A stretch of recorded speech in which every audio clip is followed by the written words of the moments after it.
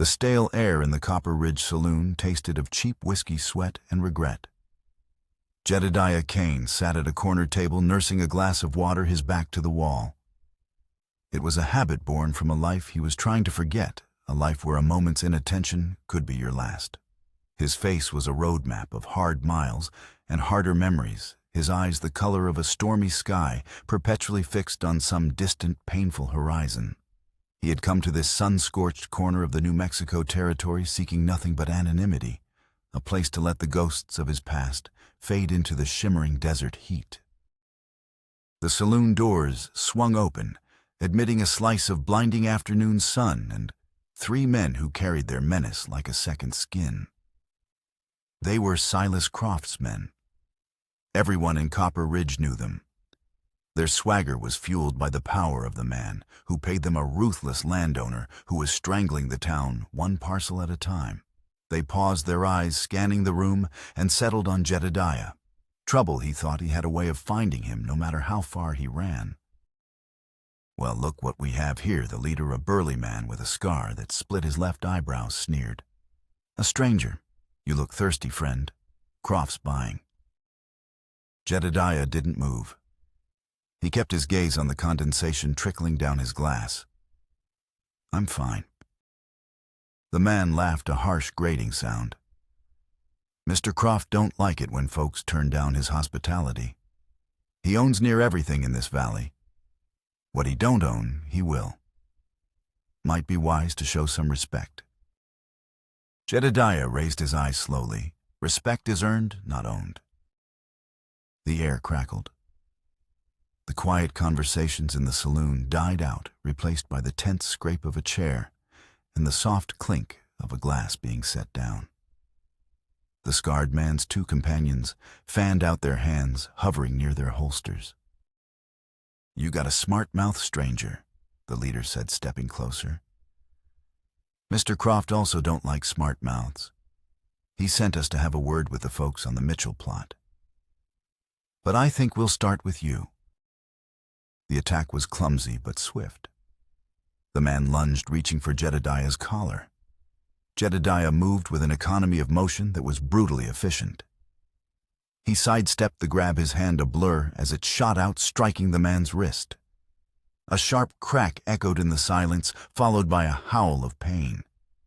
Before the other 2 could draw, Jedediah was on his feet. He kicked a chair into the path of one, sending him sprawling, and met the second with a fist that landed with the finality of a gavel. The leader, cradling his broken wrist, pulled his gun with his good hand. Jedediah was already moving his own pistol, appearing in his hand as if by magic. The explosion was deafening in the confined space.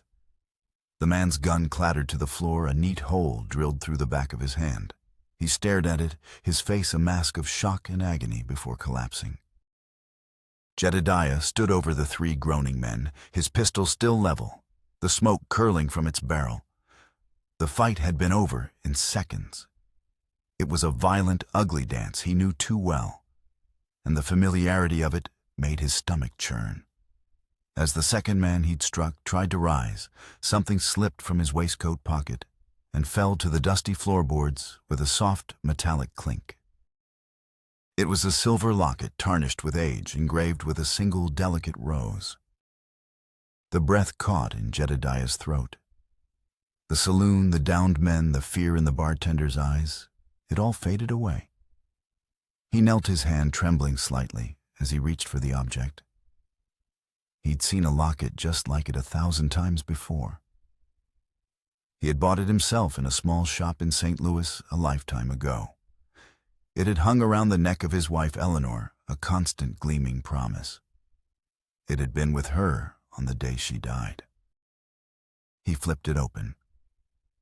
The tiny portraits were gone, but the clasp, the engraving, the weight of it in his palm, it was identical. A cold dread far sharper than the adrenaline of the fight washed over him. This wasn't a random piece of jewelry. It couldn't be. He looked at the henchman, now being helped to his feet by the terrified bartender. "Where did you get this?" Jedediah's voice was a low, dangerous growl. The man, dazed and bleeding from his lip, just shook his head. Found it. On a job for Croft. A job. The pieces of Jedediah's shattered past began to grind together with a terrible new friction. Silas Croft wasn't just a greedy landowner. And this locket wasn't a coincidence. It was a message from a ghost, a sign that the past that he had traveled 1,000 miles to bury had just found him here in the last place on earth he ever wanted to be. The whisper of wind across scorched sandstone was the only sound that broke the oppressive silence of the valley. Copper Ridge clung to the base of the Dragoon Mountains. Like a stubborn weed, its unpainted wooden buildings bleached to the color of bone by the relentless sun. The air was thick with the smell of dust and regret, a fine red powder that coated everything, and the sagging porch roofs, the thirsty horses at the trough, the spirits of the people who called this place home. Life here was a constant negotiation with a harsh land that gave little and took much. In the days following the saloon brawl, Jedediah Kane became a fixture in that landscape of quiet desperation. He took a room at the boarding house, his presence a silent question the townsfolk were too afraid to ask. They had seen how he handled Croft's men. They saw the cold fire in his eyes and the way he never turned his back on a room. They whispered about him in the general store and over mended fences, guessing at the story etched into the lines on his face. He was a man running from something, they agreed, but he was also a man who wouldn't be pushed.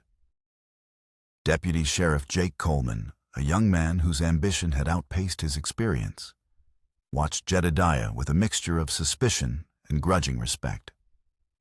The law in Copper Ridge was a fragile thing, more an idea than a reality. Coleman's authority extended only as far as Silas Croft allowed it.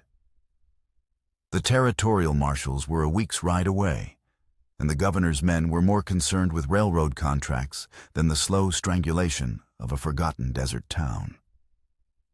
Coleman knew Croft was a cancer on the community, but he lacked the power to excise it. In Jedediah, he saw a blade sharp enough for the task, but he feared the bleeding that would follow. Dr. Jeremiah Hayes saw the same potential, but through a different lens. The town's physician was a man of science and faith, though both were tested daily by the poverty and despair he treated.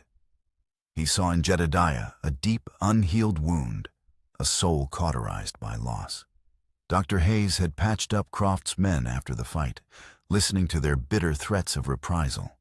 He knew a storm was gathering, and he worried that Jedediah, for all his strength, was standing at its epicenter. And then there was Sarah Mitchell, the schoolteacher.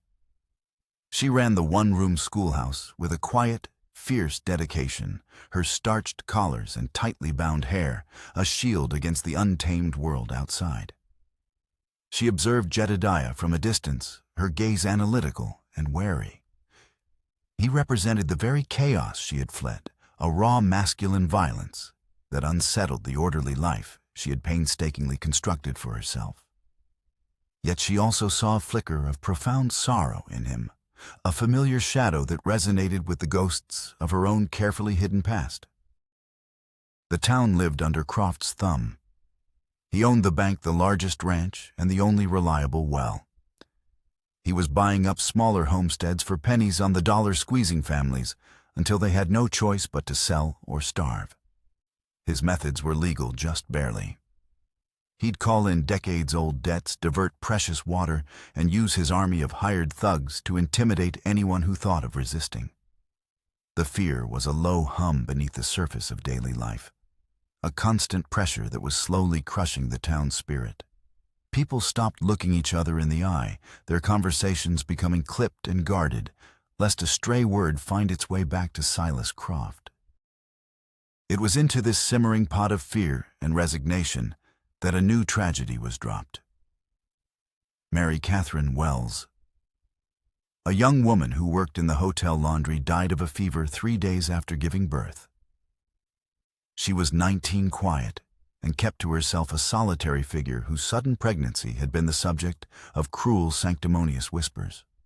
She left behind a newborn baby girl and no name for the father. The town, already burdened by its own struggles, saw the orphan not as a life to be cherished, but as another problem to be solved, or better yet, ignored. The stage was set for a funeral that would be less a mourning of a life lost and more a judgment on a town's soul. Jedediah, clutching the silver locket in his pocket, felt an old, familiar dread. He knew what happened when good people chose to do nothing. He had lived it. They lowered Mary Catherine's pine coffin into the red earth at high noon. The sun was a hammer beating down on the black wool and starched cotton of the mourners. Beside the freshly dug grave, the newborn lay on a rough blanket wrapped in a torn flour sack. Her tiny, desperate wails cut through the reverend's somber recitation from Ecclesiastes, a raw, insistent cry for a life that had barely begun. Mayor Samuel Vittman, a man whose girth was matched only by his sense of self-importance, mopped his sweaty brow, his eyes darting nervously from the baby to the faces of his constituents. This was a messy affair, a stain on the town's respectable veneer. His wife Eleonora fanned herself with agitated snaps of her wrist, her expression one of pure annoyance. The Reverend finished his prayer and cleared his throat. Now he began, his gaze sweeping over the silent crowd. We must consider the matter of the child. A soul entrusted to our care by the Almighty. Christian charity compels us. His voice trailed off as a wave of collective discomfort rippled through the mourners. Mrs. Agnes Porter, whose boarding house was the self-proclaimed bastion of the town's morality, pursed her lips. "Reverend," she said, her voice loud enough for all to hear, "some burdens are born of sin. It is not for the righteous to carry them. Pious duty has its limits." A murmur of agreement followed. Thomas Reed, the blacksmith, a mountain of a man whose hands could shape iron, stared at his own dusty boots, unable to meet the gaze of the crying infant. He and his wife Martha had 3 of their own. He had told himself they couldn't possibly take in another, but the excuse felt thin and brittle under the punishing sun. Sarah Mitchell felt a hot flush of shame. She had spent the night before wrestling with her conscience, calculating the cost of an extra mouth to feed on her meager salary. But it wasn't just the money. It was the scandal. Taking in Mary Catherine's child would forever link her to the girl's transgression, inviting the very judgment she had worked so hard to avoid. She had prayed someone else, someone better, would step forward. Now, in the terrible silence broken only by the baby's cries, she saw that she was no better than any of them. Then, a new presence silenced even the wind. At the cemetery gate stood Chanoa Black Feather. She was tall and straight as a desert pine, her black hair braided with hawk feathers that glinted in the sun. She wore buckskin leggings and a tunic adorned with intricate beadwork, her entire being a quiet rebuke to the wilted conformity of the townsfolk. Her reputation preceded her, a Comanche woman who lived alone in the harsh wilderness, a phantom whispered about in stories of both righteous mercy and deadly retribution. Her dark, intelligent eyes swept over the scene, missing nothing, her expression one of profound, weary contempt. The mayor puffed out his chest. "This is a private ceremony," he blustered. "We'd appreciate some privacy." Chanoa ignored him. She took a few steps onto the hallowed ground, her moccasins making no sound on the hard-packed earth. Her gaze fell on the baby whose cries were growing weaker, hoarser.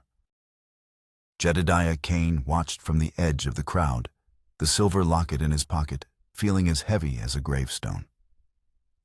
He saw the averted eyes, the hardened hearts, the circle of exclusion they had drawn around an innocent child. He saw his own past reflected in their failure. He remembered a burning barn, the smell of smoke, the screams he couldn't reach in time. He remembered his own cowardice, his own moment of hesitation that had cost him everything. He had failed his family. He would not stand by and watch this town fail this child. Chanoa reached the grave. She knelt, her movements fluid and sure. The townspeople recoiled as if she carried a plague. The child needs water. The voice was Jedediah's. It was rough like stones grinding together, but it cut through the thick, shameful silence. All heads turned to him.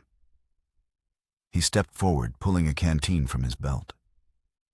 He met Chanoa's gaze, and in her eyes, he saw a flicker of understanding, a shared recognition of the moment's moral weight. He uncorked the canteen and handed it to her. She took it without a word, dipped a corner of her tunic into the precious liquid, and gently touched it to the baby's cracked lips. The infant, who had been on the verge of silence, stirred and began to suckle weakly at the damp cloth. It was a small act, a simple gesture of humanity. But in the charged atmosphere of the Copper Ridge Cemetery, it was a declaration of war. By offering that canteen, Jedediah Kane had drawn a line in the dust. He had chosen the child. He had chosen the outsider. And in doing so, he had officially marked himself as an enemy of the town's apathy and, by extension, an obstacle to the ambitions of Silas Croft. That evening, as a bruised twilight settled over the valley, Jedediah and Chanoa sat in the quiet shadow of the blacksmith's forge. Thomas Reed, his face a mask of shame and resolve, had offered them the use of his workshop. He couldn't bring himself to take the baby into his home, not yet. But he could offer this small sanctuary.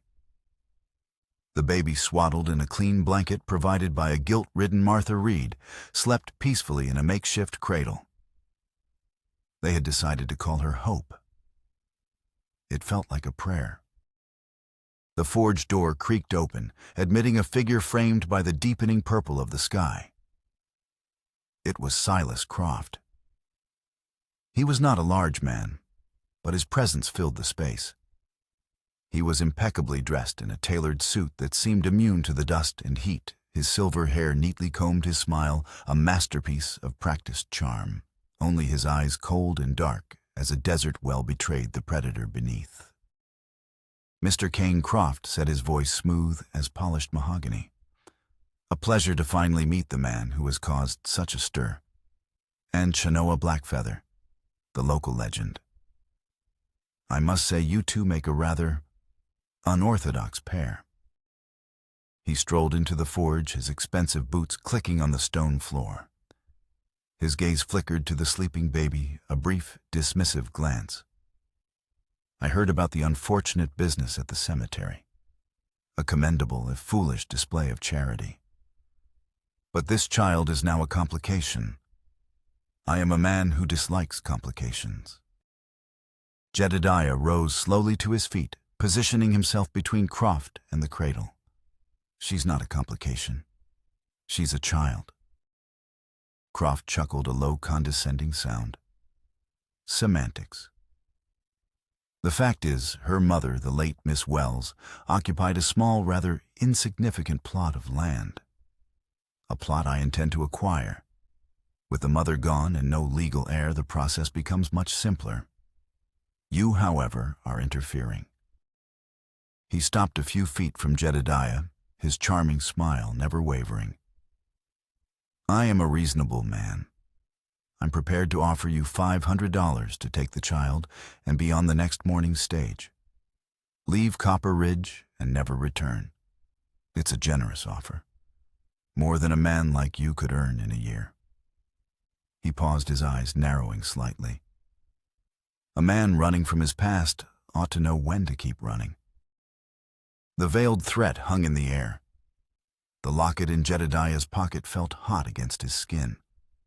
Croft knew something, or he was guessing. It didn't matter. The time for running was over. "The child stays here," Jedediah said, his voice flat and final. Chanoa, who had remained silent, rose with the quiet grace of a panther. She held a small, wicked-looking skinning knife, its blade catching the dim light of the forge's dying embers. Croft's smile finally faded, replaced by a mask of cold fury. A poor decision. He snapped his fingers. Two of his thugs, the same ones from the saloon, but now patched up and armed, stepped out of the shadows behind him. "I tried to be pleasant," Now give me the child and the deed to her mother's land." When Jedediah didn't move, the thugs charged. The first one came at him with a wild swing. Jedediah ducked under the punch, pivoting on his heel. He didn't draw his gun. Instead, he used his hands, his movements precise and disabling. A sharp jab to the throat, a crippling blow to the knee. The man crumpled, gasping for air. The second thug went for Chanoa. He underestimated her. As he reached for her, she moved like smoke. She sidestepped his clumsy grab, her knife flashing. It wasn't a killing strike. She laid the flat of the blade against his neck, a cold promise, while the heel of her other hand struck a nerve cluster at the base of his skull. The man's eyes rolled back, and he collapsed in a heap unconscious before he hit the ground. Silas Croft stared, his composure finally cracking. The raw, efficient violence was something he hadn't anticipated. He had expected to deal with a broken drifter and a superstitious squaw, not two formidable fighters. "This changes nothing," he hissed, backing toward the door. "That land will be mine. And you, Cain. I will find out who you are, and I will burn your world down all over again." He vanished into the night, leaving behind the scent of expensive cologne and the chill of his promise. Jedediah looked at Chanoa over the forms of the two downed men. A silent understanding passed between them. This was no longer just about protecting a child. It was about confronting a devil who, for reasons Jedediah was beginning to dread, seemed to know his name. The stakes had just been raised from a plot of land to a war for survival. The question burned in Jedediah's mind. Why was Silas Croft, a man who owned half the valley, so obsessed with Mary Catherine Wells's small, worthless plot of land? It was a patch of sun-baked rock and creosote on the edge of town, with no water and no prospects. It made no sense. Greed alone couldn't explain the intensity of Croft's actions. There had to be something else. He voiced this to Deputy Coleman the next morning in the small, dusty sheriff's office. "It's not about the land," Jedediah said, pacing the cramped room. "It's about what's on it. Or in it." Coleman, initially wary of Jedediah, was slowly coming to see him as an ally against a force he couldn't fight alone. The open defiance in the forge had emboldened him. "Mary Catherine's cabin is little more than a shack," the deputy mused, leaning back in his chair. "I went through her things after she passed. Found $7 in a coffee tin and a letter. Nothing more." "What did the letter say?" Coleman pulled a folded piece of paper from his desk drawer. "Please find my baby a good home far from here. She is innocent of whatever sins you think I committed. Her name should be something beautiful because she came from love." He trailed off, looking at Jedediah. Nothing about Croft, nothing about any hidden value. "Let me see her place," Jedediah insisted. The cabin was exactly as Coleman had described, a one-room hovel, sparsely furnished, offering little protection from the elements. Jedediah and Coleman searched it from floor to ceiling, prying up loose floorboards and checking the seams of the thin mattress. They found nothing. As they stood in the oppressive heat of the small room, defeated, Jedediah's gaze fell on a small, worn Bible on the nightstand. He picked it up. A single passage was underlined in faint pencil, John 8:32. "And ye shall know the truth, and the truth shall make you free." It felt like a message, but from whom and about what? Their investigation turned to the townspeople. Jedediah, with his intimidating presence, and Coleman, with his badge, began to ask questions not about the baby, but about Mary Catherine herself. They spoke with Frank Morrison at the general store. After some prodding, the storekeeper's memory was jogged. She was a strange one, Morrison recalled, polishing his spectacles. Quiet. But she bought things. Odd things for a laundry girl. gun oil for one, and a box of 44 caliber cartridges every month. Said it was for a friend. And food. Always more than one person could eat. Dried beef, canned beans, enough to stock a camp for a week. The pieces began to form a picture. Mary Catherine wasn't just a laundry worker. She was helping someone hiding someone. Someone with a 44 caliber pistol who needed to stay out of sight. Their next conversation was with Sarah Mitchell. During a quiet moment after she had dismissed her students, Jedediah asked her about Mary Catherine. Sarah was hesitant, her answers clipped. But as Chanoa, who had been watching from the doorway holding hope, entered the schoolhouse, Sarah's composure softened. The sight of the woman and the child she had helped save seemed to unlock something within her. Mary Catherine was educated, Sarah said, her voice barely a whisper. She tried to hide it, but I could tell. The way she spoke the books she borrowed from me. She asked for poetry once, and a book on geology. Geology, Coleman asked, surprised. Yes. She was interested in the rock formations around her property. Said she was looking for something, a place to keep things safe. While Jedediah and Coleman pursued their investigation, Chanoa took on the primary care of Hope, her quiet competence, a stark contrast to the town's earlier panic. She moved with the baby into a small abandoned line shack on the edge of town, turning it into a home with a few blankets and a well-tended fire. Jedediah found himself spending his evenings there, drawn by the peaceful silence that surrounded Chanoa and the child. He watched her craft a cradle from woven willow branches and sing lullabies in a language that was as ancient and soothing as the desert wind. During one of these quiet evenings, he finally asked her the question that had been nagging at him. Why he set his voice low. Why this child you could have walked away. Chanoa looked up from the cradle, her dark eyes meeting his. In my culture, she began her English precise. A child without a family is an impossibility. The people are the family. When I saw your people ready to let one of their own die, I did not see strength. I saw sickness. I helped the child because she needed help. But I also did it to show you all what you were losing. He saw the truth in her words. She wasn't just a fearsome warrior. She was a protector, a woman whose fearsome reputation was a shield she used to defend a deeply held moral code. A bond of mutual respect forged in shared action and quiet understanding grew between them. He began to see her not as an outsider, but as the moral compass the town had lost. The breakthrough came from an unexpected source. Thomas Reed the blacksmith approached Jedediah, his face clouded with guilt. I remembered something he said, his voice a low rumble.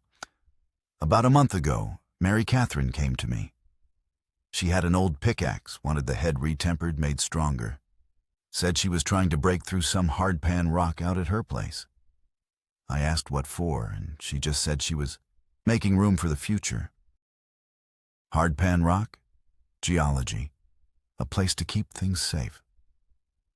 The words clicked together in Jedediah's mind. It wasn't in the cabin.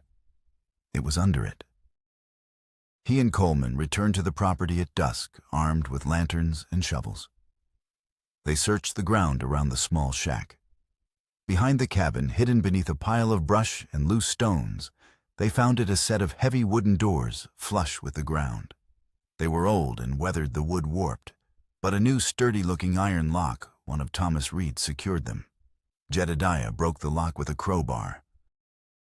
With a groan of protest, they pulled the heavy doors open, revealing a set of stone steps leading down into the darkness. It was an old storm cellar, the kind early settlers built to escape the violent desert squalls. Lantern light pierced the subterranean gloom, illuminating a small earthen chamber. The air was cool and smelled of damp soil and secrets. In the center of the cellar sat a single iron-banded chest. Jedediah's heart pounded. This had to be it. This was what Croft was after. Gold money, something valuable enough to kill for. He lifted the heavy lid. There was no gold. Inside, nestled on a bed of old blankets, was a leather-bound journal, a thick stack of legal documents, tied with a ribbon, and a faded photograph of a young man with kind eyes and a familiar smile. Jedediah picked up the journal. The handwriting was neat and clear. It was Mary Catherine's. He began to read aloud, his voice low and steady in the flickering lantern light. The story that unfolded was one of love and terror. The man in the photograph, the baby's father, was named Daniel Croft. He was Silas Croft's younger brother. Unlike his sibling, Daniel was a decent, honorable man who had been horrified by Silas's ruthless business practices. For years he had tried to curb his brother's ambition to no avail. Then he had stumbled upon the truth. Silas's empire wasn't just built on intimidation and predatory loans. It was built on murder. The documents in the chest were the evidence Daniel had secretly gathered: falsified deeds, bank ledgers detailing laundered money, and sworn affidavits from witnesses who had later disappeared.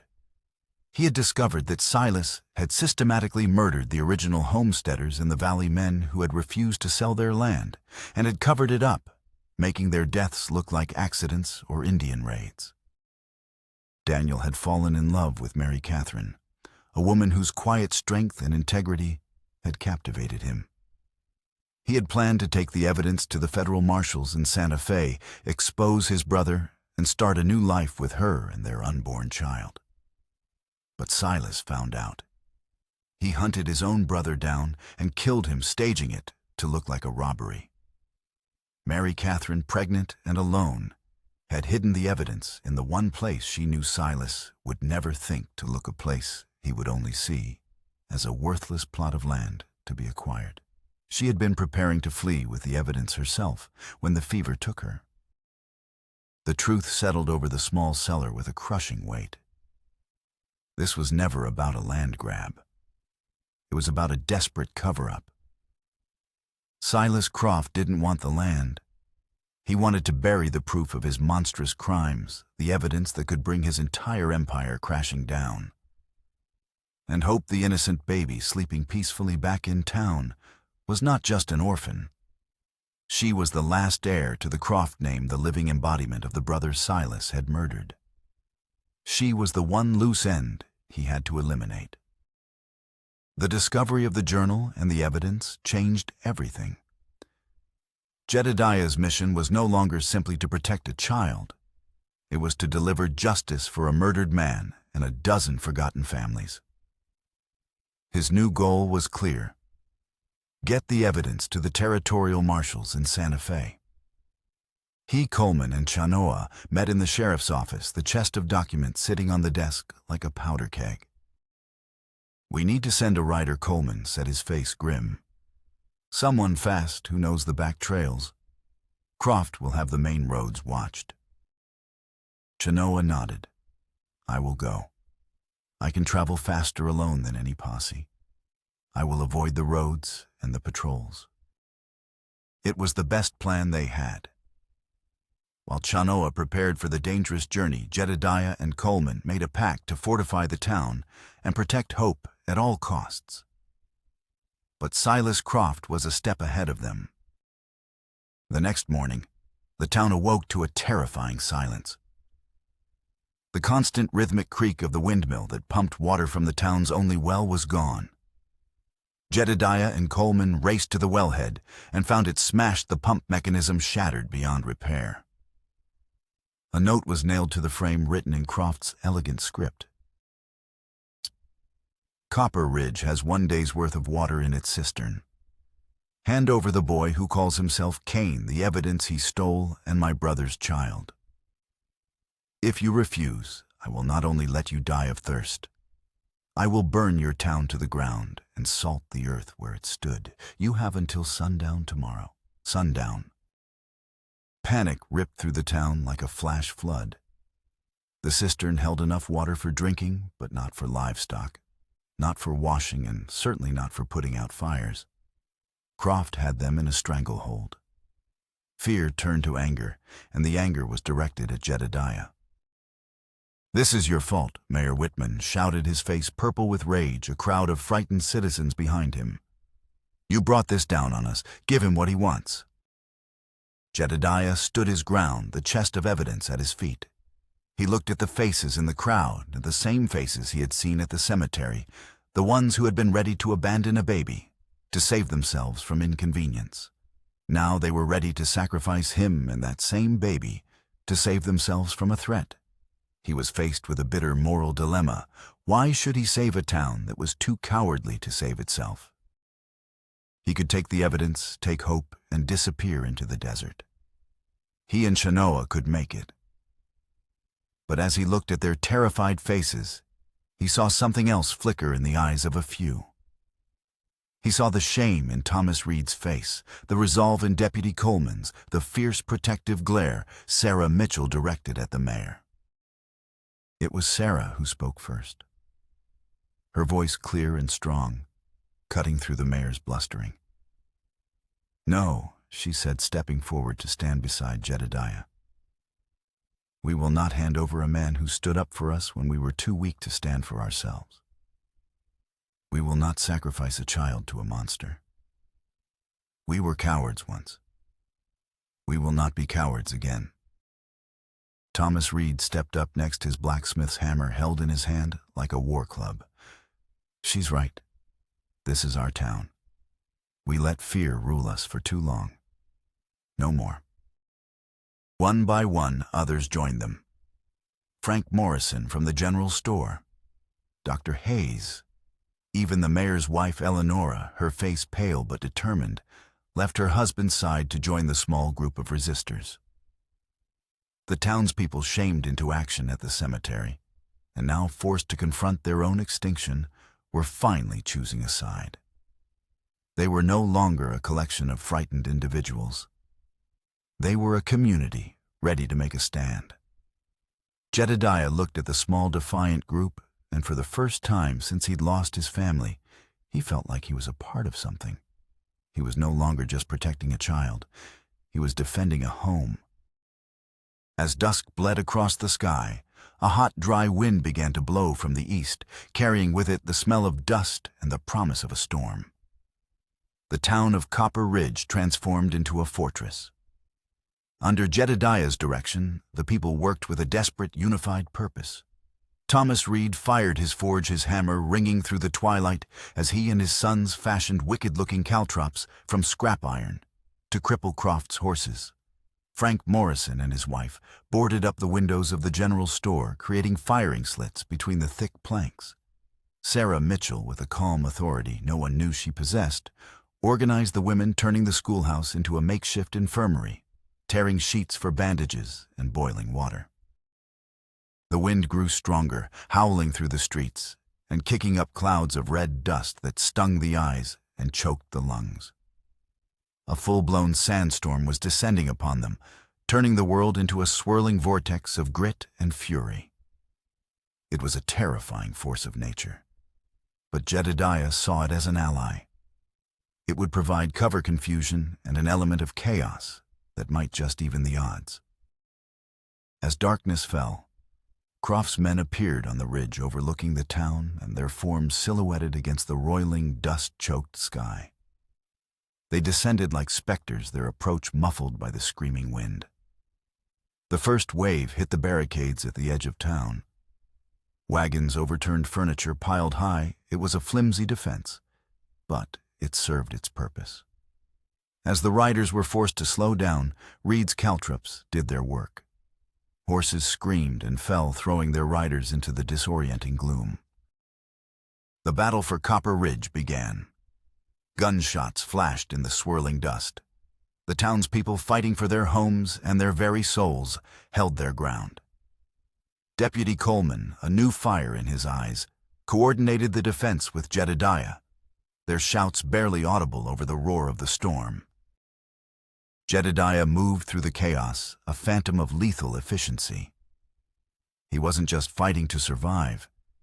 He was fighting to protect the small flame of courage the town had finally ignited. In the heart of the maelstrom, he saw Silas Croft directing his men from horseback, his fine coat whipping in the wind, a look of supreme arrogance on his face. This had to end here and now between them.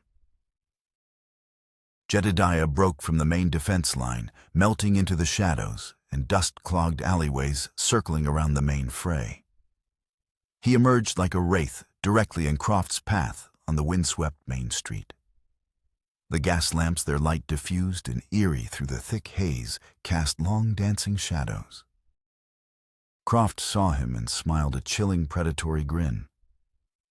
He dismounted, drawing a polished silver-inlaid revolver. "Cain," he bellowed over the wind. "I knew you'd come for me. Did you really think these pathetic farmers could stop me?"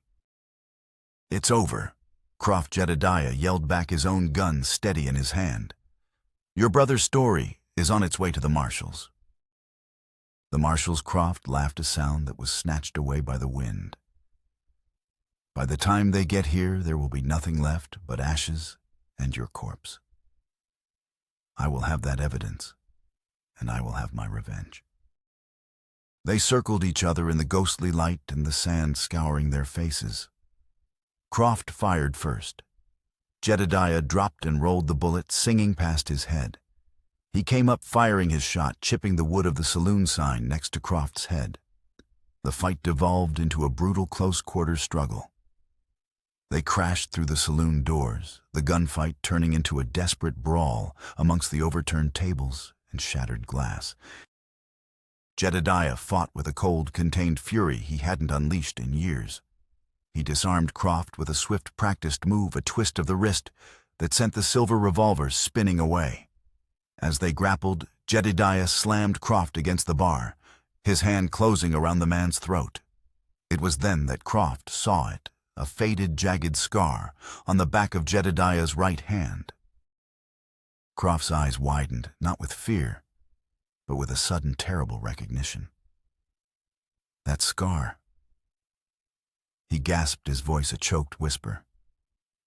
"The way you fight. I know you. I've been looking for you for 10 years. He started to laugh, a ragged, unhinged sound that chilled Jedediah to the bone. "You don't even know who I am, do you? You think this is about my brother Daniel? He was a fool, a weakling. This was never about him." He spat the name like a curse. "My full name is Silas Donovan. Croft, my older brother, was an outlaw, a bank robber. His name was Patrick Donovan." The world stopped. The roar of the sandstorm, the crackle of distant gunfire, the pain in his knuckles, it all vanished. Patrick Donovan, a name from a nightmare. Jedediah saw it all again, a bank robbery gone wrong, a desperate chase, a final shootout in a barn. Jedediah, then a U.S. Marshal, had cornered Donovan. In the crossfire, a stray lantern was hit. Flames erupted. Jedediah had killed Donovan, but the fire had spread with impossible speed, consuming the nearby homestead. His homestead. He had heard his wife Eleanor screaming his name. He had tried to get to her and their young son, but the flames drove him back. The silver locket was all he had recovered from the ashes. My brother Silas, hissed, his face contorted with a decade of hate, was the only family I had left.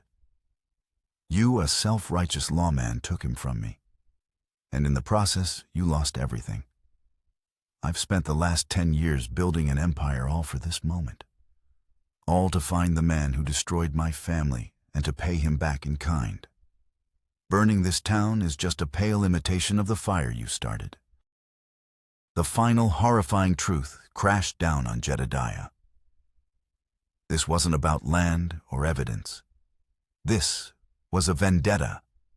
His entire presence in Copper Ridge, the death of Mary Catherine, the danger to hope, it was all an echo of his greatest failure, a ghost he thought he had outrun. The rage that surged through him was a black consuming tide. He had Croft at his mercy. His fingers tightened on the man's throat. He could end it. He could have the revenge he never knew he wanted for the pain this man's family had indirectly caused him. The ghost of Eleanor whispered in his ear, demanding vengeance. But then another image rose in his mind, Hope's face sleeping peacefully in her cradle. He saw Chenoa's steady gaze, Sarah Mitchell's newfound courage, Thomas Reed's quiet resolve. He had a choice. He could become the monster Silas believed him to be, continuing the cycle of violence and revenge that had consumed both their lives. Or he could break it. With a guttural roar, Jedediah released his grip. He slammed his fist into Silas's jaw, not to kill, but to silence. He hauled the stunned man to his feet and shoved him toward the door, back into the raging storm. "Your revenge ends tonight," Jedediah said, his voice raw with emotion, but clear with conviction. "You'll face the law. The real law. Not the one you buy, and not the one I used to be. Justice." He chose justice not for his past, but for his future. As the first rays of dawn broke through the dissipating sandstorm, the world was reborn in hues of soft pink and gray. The wind had died, leaving behind an almost sacred silence. Copper Ridge was battered and bruised, but it was still standing. The arrival of a dozen territorial marshals, their horses weary from a hard night's ride, confirmed that Chenoa had made it through. They took a defeated, ranting Silas Croft into custody. His empire of hate had crumbled in a single night. Deputy Coleman, his face smudged with soot, but his posture straighter than ever, formally handed over the chest of evidence and a detailed account of Croft's confession. The law, slow and distant, had finally arrived, but the town had already saved itself. The people of Copper Ridge moved through the debris-strewn streets, not as victims, but as survivors. They tended to their wounded, shared what little water was left, and began the work of rebuilding. A new sense of unity, forged in shared struggle and courage, bound them together. Sarah Mitchell moved among them, her face tired, but her spirit luminous, offering comfort and aid. Thomas Reed was already assessing the damage to the well, his mind focused on the practical task of restoration. Jedediah stood with Chenoa near the edge of town, watching the marshals lead Silas and his remaining men away in chains. The desert air was clean and cool, washed by the storm. "You chose a different path," Chenoa said, her voice quiet. She was not asking a question. "I'm tired of running from ghosts," Jedediah replied, his gaze on the horizon. "Maybe it's time I started building something instead." Chenoa nodded. She would stay, she said, to help raise hope, to help the town heal. Her place was here now, among the people who had finally proven themselves worthy of her strength. Jedediah watched her walk back toward the schoolhouse, where Hope was being cared for, and felt a profound sense of peace settle over him, as quiet and vast as the desert itself. The cycle was broken. The past was no longer a prison. A month later, the scars on Copper Ridge were beginning to heal. The well was repaired, fresh lumber was replacing scorched boards, and the sound of laughter could once again be heard in the streets. Jedediah Kane packed his saddlebags. He had stayed to help with the rebuilding, but he believed his work was done. His past was a shadow he couldn't ask this town to live under. He was tying his bedroll behind his saddle when Sarah Mitchell approached, carrying Hope in her arms. The baby, now healthy and bright-eyed, gurgled happily, reaching a tiny hand toward him. "You're leaving?" Sarah said. It wasn't an accusation, just a statement of fact tinged with sadness. "My fight is over," Jedediah said, not meeting her eyes. "It's better for everyone." "Is it?" she asked softly. "Jedediah, my name isn't really Sarah Mitchell. I ran away from a scandal in Kansas. I spent years hiding, terrified that my past would define me. This town, this child, you You taught me that we are not defined by our pasts. We are defined by the choices we make now. Your actions saved this town. Your courage gave us ours. Copper Ridge is your home now, if you'll have it." Her words struck a chord deep within him. He looked at her, at the earnest plea in her eyes, and then at the child she held. Hope, a name that was once a prayer, had become a reality. He untied his bedroll and let it fall to the dust. He had one last thing to do. He walked to the small cemetery, the final resting place of Mary Catherine Wells. From his saddlebag, he took a small weathered wooden cross, a grave marker he had carved himself years ago and carried with him across the country. On it were burned the words, "Eleanor Kane and Son, beloved." For years it had been his penance, a tangible piece of his failure. He knelt in the red dirt, and next to Mary Catherine's grave, he finally buried it. He wasn't abandoning their memory. He was giving them a peaceful place to rest, planting them in the soil of his new life. He then took out the silver locket that had started it all. He held it for a long moment, the tarnished metal warm in his palm, a final goodbye to the ghost of the man he used to be. He walked back to Sarah and the baby. Instead of putting the locket away, he gently opened Hope's tiny hand and placed it there. Her fingers closed around it, a small, perfect anchor to a past that was no longer a source of pain, but a part of a larger story of loss, love, and redemption. He looked up past the rooftops of the healing town, toward the mountains that stood like silent, ancient guardians. He was ready to build a new life, not as a man running from his past, but as a protector, a member of a community, and a father.